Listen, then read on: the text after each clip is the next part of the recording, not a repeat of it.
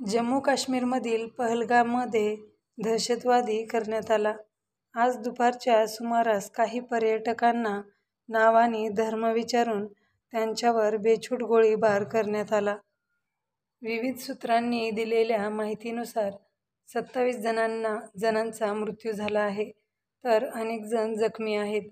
याबाबत सर्वच स्तरातून तीव्र प्रतिक्रिया उमटताना दिसत आहेत.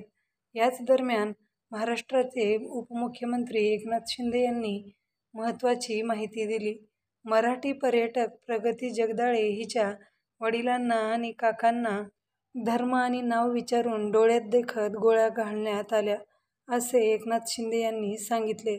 सर्जिकल स्ट्राईकनंतर दहशतवादी बिळात लपून बसले होते. त्यांचा निषेध करावा तितका थोडा आहे. या पकड्यांना आम्ही सोडणार नाही. हा भारत देश आहे. त्यामुळे त्यांना करारा जवाब मिळेल.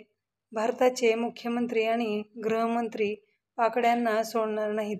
ज्या निरपराध लोकांचे बलिदान व्यर्थ जाणार नाही, अशी ग्वाही त्यांनी दिली.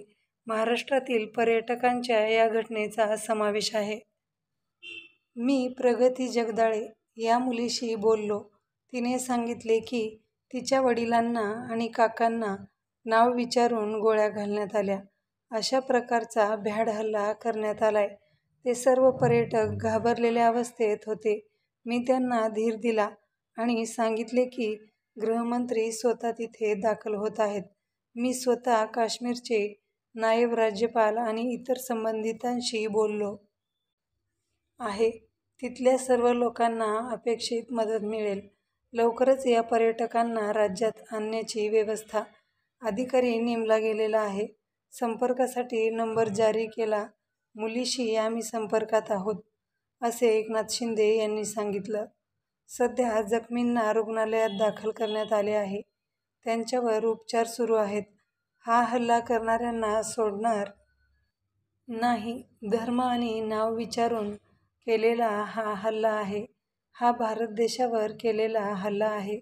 म्हणूनच आता ॲक्शनला रिॲक्शन नक्कीच मिळेल. पाकडे बिळात लपले होते. ते बाहेर आलेत. त्यांना त्यांची जागा दाखवण्याचे काम देशाचे प्रधानमंत्री आणि गृहमंत्री नक्की करतील, असे एकनाथ शिंदे यांनी ठणकावून सांगितले. मित्रांनो, ही बातमी गुगलवरून सर्च करून घेण्यात आलेली आहे. आपण जर नवीन असाल तर चॅनलला लाईक करा, शेअर करा आणि सबस्क्राईब करायला विसरू नका, जेणेकरून अशाच नवनवीन बातमींच्या अपडेट्स आपल्यापर्यंत पोहोचू शकतील. धन्यवाद.